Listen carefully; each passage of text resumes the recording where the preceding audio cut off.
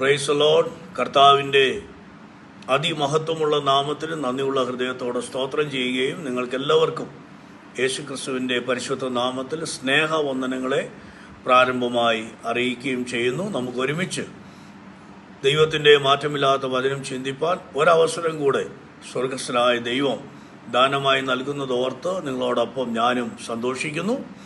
നാം ഒരുമിച്ച് ഇന്ന് ചിന്തിക്കുന്ന ദൈവവചന ഭാഗം Psalm 119 verse 26, 119 സങ്കീർത്തനം അതിൻ്റെ 26 വാക്യമാണ്. തുടർമാനമായി കഴിഞ്ഞ 25 വാക്യങ്ങൾ ദൈവത്തിൻ്റെ പരിശുദ്ധാത്മാവ് പ്രകാശിപ്പിച്ച ചിന്തകൾ നിങ്ങളുമായി പങ്കുവയ്ക്കുവാൻ കഴിഞ്ഞതിൽ ഞാൻ കർത്താവിനെ മഹത്വപ്പെടുത്തുന്നു. ഈ വാക്യം ഇങ്ങനെയാണ്: എൻ്റെ വഴികളെ ഞാൻ വിവരിച്ചപ്പോൾ നീ എനിക്ക് ഉത്തരമരുളി, നിന്റെ ചട്ടങ്ങളെ എനിക്ക് ഉപദേശിച്ച് തരണമേ. ദൈവത്തിന് സ്തോത്രം. ദൈവഭക്തൻ തൻ്റെ വഴികളെ ദൈവസന്നിധിയിൽ വിവരിച്ചതിനെ കുറിച്ച് പറഞ്ഞിരിക്കുന്നൊരു ഭാഗമാണ്. വ്യത്യസ്തമായ പരിഭാഷകളിൽ ആ വാക്യം അല്ലെങ്കിൽ ആ സ്റ്റേറ്റ്മെന്റ് ഇങ്ങനെയാണ്: I have declared my ways. മറ്റൊരു ഭാഷാന്തരത്തിൽ I gave an account of my ways. വേറൊരു ട്രാൻസ്ലേഷനിൽ I told you my plans എന്നൊക്കെയാണ്. ദൈവഭക്തനായിരുന്ന ദാവീദ് ദൈവത്തിൻ്റെ ഹൃദയപ്രകാരമുള്ള ഒരു മനുഷ്യൻ എന്ന ആ ദൈവത്തിൻ്റെ വചനത്തിലെ ആ പേരിന് അർഹനാകാനുള്ള കാരണം ദൈവസന്നിധിയിലെ തൻ്റെ ഡിക്ലറേഷൻസ് അല്ലെങ്കിൽ തൻ്റെ ഓപ്പൺനെസ് അല്ലെങ്കിൽ തൻ്റെ തുറന്നു പറച്ചിലുകളാണ്. പ്രിയമുള്ളവരെ, ദൈവം തൻ്റെ സാദൃശ്യത്തിലും തൻ്റെ സ്വരൂപത്തിലും his own image and likeness God has created us. ദൈവം നമ്മെ സൃഷ്ടിച്ചു. എന്നാൽ തീരുമാനശേഷി, വകതിരിവ്, അഭിപ്രായ സ്വാതന്ത്ര്യം അല്ലെങ്കിൽ ചോയ്സ്, ഡിസിഷൻ പവർ, ഈ വക കാര്യങ്ങളിലൊന്നും ദൈവം ഡയറക്റ്റ് കയറി നമ്മുടെ ജീവിതത്തിൽ ഇടപെടാറില്ല. എന്നാൽ നാം എടുക്കുന്ന തീരുമാനങ്ങളും നാം ദൈവസന്നിധിയിൽ സമർപ്പിക്കുന്ന സമർപ്പണവുമാണ് നമ്മുടെ ജീവിതത്തെ മുൻപോട്ട് നയിക്കുന്നത്. എപ്പോഴും നാം ദൈവത്തിൻ്റെ സന്നിധിയിൽ വിശ്വസ്തരും വിശുദ്ധരും നിഷ്കളങ്കരുമായിരിക്കാൻ ദൈവം നമ്മെക്കുറിച്ച് ആഗ്രഹിക്കുന്നു. അതുപോലെ തന്നെ നാം ആരാണെന്ന് ദൈവത്തിൻ്റെ സന്നിധിയിൽ നാം തെളിയിക്കേണ്ട, റിവീൽ ചെയ്യേണ്ട അനുഭവങ്ങൾ ദൈവം നമുക്ക് തരും. നാം പ്രൂവ് ചെയ്യണം നാം ആരാണെന്ന്. കാരണം നാം ദൈവത്തിൻ്റെ സന്നിധിയിൽ അക്കൗണ്ടബിളാണ്, അല്ലെങ്കിൽ കണക്ക് കൊടുക്കേണ്ടവരാണ്. നമ്മുടെ ജീവിതം ഉത്തരവാദിത്വമുള്ള ഒരു ജീവിതമാണ്. നമുക്കറിയാം, ലോകത്തിൽ ഏതൊരു മനുഷ്യൻ ഏതൊരു ഉത്തരവാദിത്വത്തിൽ ഇരുന്നാലും അതിൻ്റെ മുകളിലുള്ള ആളുകൾക്ക് കണക്ക് കൊടുക്കേണ്ടവനാണ്. നാമും മഹാദൈവത്തിൻ്റെ മുമ്പിൽ കണക്ക് ബോധിപ്പിച്ച് നാം ആരാണെന്ന് തെളിയിക്കുവാൻ ദൈവം നമ്മെക്കുറിച്ച് ആഗ്രഹിക്കുന്നു. ഇവിടെ ഭക്തൻ പറയാണ്, I have declared my verse. ഞാൻ പ്രഖ്യാപിച്ചു, ഞാൻ വെളിപ്പെടുത്തി, ഞാൻ ഡിക്ലെയർ ചെയ്തു, സെൽഫ് ഡിക്ലറേഷൻ നടത്തി ദൈവസന്നിധിയിൽ ഞാൻ ആരാണെന്ന്. വേണമെങ്കിൽ ലോക ഉദ്യോഗസ്ഥന്മാരുടെ മുമ്പിൽ തെറ്റായ ഡിക്ലറേഷനുകൾ ആളുകൾ നടത്താറുണ്ട്. പിന്നീട് പിടിക്കപ്പെടുമ്പോൾ അവർ അപമാനിതരായിത്തീരുന്നു. കസ്റ്റംസ് ഉദ്യോഗസ്ഥരുടെ മുമ്പിൽ ഡിക്ലറേഷൻ നടത്തി രക്ഷപ്പെടാൻ ശ്രമിക്കുന്ന ആളുകളുണ്ട്. എന്നാൽ അഗ്നിജാലയ്ക്കൊത്തുള്ള കണ്ണുള്ള മഹാദൈവത്തിൻ്റെ മുമ്പിൽ തെറ്റായ ഡിക്ലറേഷൻ നമുക്കാർക്കും നടത്താൻ കഴിയുകയില്ല. ദൈവം നമ്മെ പരിശോധിക്കും, ദൈവം നമ്മെ ടെസ്റ്റ് ചെയ്യും. നാം ഇങ്ങനെ കേട്ടിട്ടുണ്ട്, Satan tempts but God tests us. സാത്താൻ നമ്മളെ പരീക്ഷിക്കുമ്പോൾ ദൈവം നമ്മളെ പരിശോധിക്കും, ദൈവം നമ്മളെ ടെസ്റ്റ് ചെയ്യും. ആവർത്തന പുസ്തകം 8-ാം അധ്യായം അതിന്റെ 2-ാം വാക്യത്തിൽ, ഡ്യൂട്ടോണമി ചാപ്റ്റർ 8 വേഴ്സ് 2, ഇസ്രായേൽ മക്കളോട് മോശ പറയുകയാണ്, നിന്നെ എന്തിനാ 40 വർഷം മരുഭൂമിയിൽ ദൈവം നടത്തിയതെന്നറിയാമോ?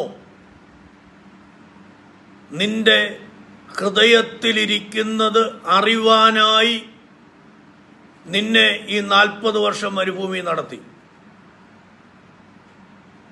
ഏകദേശം 30 ലക്ഷത്തോളം വരുന്ന ഇസ്രായേലിൻ്റെ ഹൃദയത്തിലിരിക്കുന്നത് അറിയുവാൻ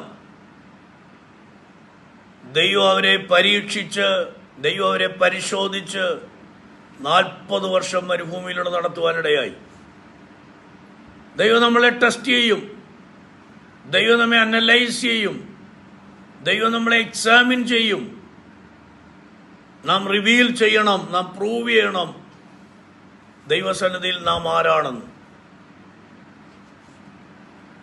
ദൈവത്തിൻ്റെ സന്നിധിയിൽ എല്ലാം തുറന്നു പറയുവാൻ ദൈവം നമുക്ക് ധാരാളം അവസരങ്ങളെ തരും. പഴയ നിയമത്തിൽ ഇസ്രായേലിൻ്റെ ജഡ്ജേഴ്സിൽ, ന്യായാധിപന്മാരിൽ പ്രമുഖനായ ഒരു ന്യായാധിപനായിരുന്നു യിഫ്താഹ്.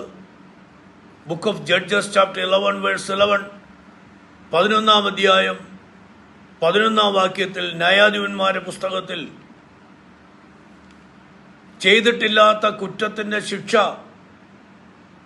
അടിച്ചേൽപ്പിച്ച് വീട്ടിൽ നിന്നും പുറത്താക്കപ്പെട്ട ഒരു യൗവനക്കാരനായിരുന്നു യിഫ്താഹ്. എന്നാൽ കുറെ കാലം കഴിഞ്ഞപ്പോൾ ആര് യിഫ്താഹിനെ വീട്ടിൽ നിന്നും അടിച്ചു പുറത്താക്കിയോ അവർ വന്ന്, നീ ഞങ്ങളുടെ ലീഡറായിരിക്കുക, നീ ഞങ്ങളുടെ നായകനായിരിക്കുക എന്ന് പറഞ്ഞ് യിഫ്താഹിനെ വിളിച്ചുകൊണ്ട് പോകുമ്പോൾ മിസ്പ എന്ന് പറയുന്ന സ്ഥലത്ത് വെച്ച് യിഫ്താഹ് യഹോവയുടെ സന്നിധിയിൽ തൻ്റെ കഴിഞ്ഞകാല ജീവിതവും താൻ നേരിട്ട അപമാനങ്ങളും ഒറ്റപ്പെടുത്തലുകളും, എന്നാൽ ദൈവം തൻ്റെ ജീവിതത്തിൽ വരുത്തിയ വ്യത്യാസങ്ങളും ഒക്കെ ഒരു മകൻ തൻ്റെ അപ്പനോട് പറയുന്നത് പോലെ യിഫ്താഹ് യഹോവയുടെ സന്നിധിയിൽ തൻ്റെ കാര്യമെല്ലാം തുറന്ന് പ്രസ്താവിക്കുവാനിടയായി. പ്രിയമുള്ളവരെ, നമ്മുടെ ജീവിതത്തെക്കുറിച്ച്, ദൈവം നമ്മെ ഏൽപ്പിച്ച ഉത്തരവാദിത്തങ്ങളെക്കുറിച്ച്, ദൈവം നമ്മെ ഏൽപ്പിച്ചിരിക്കുന്ന ദൗത്യങ്ങളെക്കുറിച്ച് നാം ദൈവത്തിൻ്റെ സന്നിധിയിൽ തുറന്നു പറയേണ്ടവരും കണക്ക് ബോധിപ്പിക്കേണ്ടവരുമാണ്. Book of Hebrews chapter 13 verse 17, എബ്രായ ലേഖനം 13-ാം അധ്യായം അതിൻ്റെ 17-ാമത്തെ വാക്യത്തിൽ വിശ്വാസ സമൂഹത്തോട് എബ്രായ ലേഖകൻ പറയുന്നു, നിങ്ങളുടെ ശുശ്രൂഷകന്മാർ കണക്ക് ബോധിപ്പിക്കേണ്ടവരാണ്. അതുകൊണ്ട് നിങ്ങളെ നടത്തുന്നവരെ അനുസരിച്ച് കീഴടങ്ങിയിരിക്കണം. 2 കൂട്ടർക്കുള്ളൊരു ദൂതാണ്. വിശ്വാസ സമൂഹത്തോട് പറയുന്നു, നിങ്ങളുടെ ലീഡർഷിപ്പിന്, നിങ്ങളെ നടത്തുന്നവർക്ക് നിങ്ങളവരെ അനുസരിച്ച് കീഴടങ്ങിയിരിക്കണം. അപ്പോൾ തന്നെ നടത്തിപ്പുകാരോട്, ഇടയന്മാരോട്, സഭാ ശുശ്രൂഷകന്മാരോട് പറയുകയാണ്, നിങ്ങൾ അക്കൗണ്ടബിളായിരിക്കണം. നിങ്ങൾ ദൈവസന്നിധിയിൽ നിങ്ങളെ ഏൽപ്പിച്ച ആട്ടിൻകൂട്ടത്തിന് കണക്ക് പറയേണ്ടവരാണ്. അതുകൊണ്ട് നിങ്ങളുടെ ശുശ്രൂഷ നിങ്ങൾ സന്തോഷത്തോടെ ചെയ്യണം.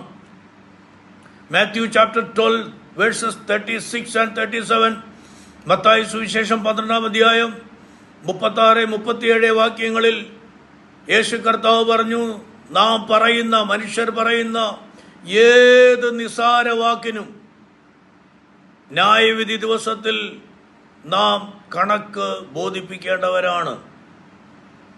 പ്രിയമുള്ളവരെ, നമ്മുടെ വാക്കുകൊണ്ടും നമ്മുടെ പ്രവൃത്തി കൊണ്ടും നാം ആരാണെന്ന് ദൈവമുമ്പാകെ തെളിയിക്കപ്പെടുമ്പോൾ ദൈവം നമ്മുടെ പ്രാർത്ഥനകൾക്ക് ഉത്തരമരളി അടുത്ത സ്റ്റെപ്പ് എടുക്കുവാനുള്ള നിയോഗം തരും എന്നാണ് നാം വായിച്ച വാക്യത്തിൽ നമുക്ക് കാണുവാനിടയാകുന്നത്. ഇതുവരെ വന്ന വഴികളെ മഹാദൈവത്തിൻ്റെ തിരുസന്നിധിയിൽ ഒരു തുറന്ന പുസ്തകം പോലെ നാം വിവരിച്ച് വെളിപ്പെടുത്തി സമ്മതിച്ച് സമർപ്പിച്ച് നന്ദി പറയുമ്പോൾ അടുത്ത ലെവലിലേക്കുള്ള ഗൈഡ് ലൈൻസ്, അടുത്ത ലെവലിലേക്കുള്ള വാതായനങ്ങൾ, വഴികൾ ദൈവം നമുക്ക് ഉപദേശിച്ച് കൈപിടിച്ച് നടത്തുവാനിടയാകും. ഒരു കഴുകൻ തൻ്റെ ആയുസ്സിൻ്റെ മധ്യത്തിൽ പാറപ്പിളർപ്പിലിരുന്ന് പഴയതിനെ ഉപേക്ഷിച്ച് പുതുശക്തി പ്രാപിച്ച് അനന്തവിഹായസിലേക്ക് പറന്നുയരുന്നത് പോലെ സർവശക്തനും സർവജ്ഞാനിയും സർവവ്യാപിയുമായ ദൈവത്തിൻ്റെ സന്നിധിയിൽ നമ്മുടെ വഴികളെ വിവരിച്ച് വന്ന വഴികളോർത്ത് നന്ദി പറഞ്ഞ് മുൻപോട്ട് ജീവിപ്പാനുള്ള കൃപ പ്രാപിപ്പാനായി നമുക്ക് ധൈര്യത്തോടെ കൃപാസനത്തോളം അടുത്തു ചെല്ലാം. ജയകരമാകുന്ന ജീവിതത്തിന് ഈ വചനങ്ങൾ നമ്മെ പ്രാപ്തരാക്കട്ടെ. നാം കണക്ക് ബോധിപ്പിക്കേണ്ടവരാകിയാൽ നമ്മുടെ ഓരോ ചുവടുകളും ശ്രദ്ധയോടെ വയ്ക്കാം. ഈ വചനങ്ങളാൽ ദൈവം നമ്മെ അനുഗ്രഹിക്കട്ടെ. Thank you. God bless you all.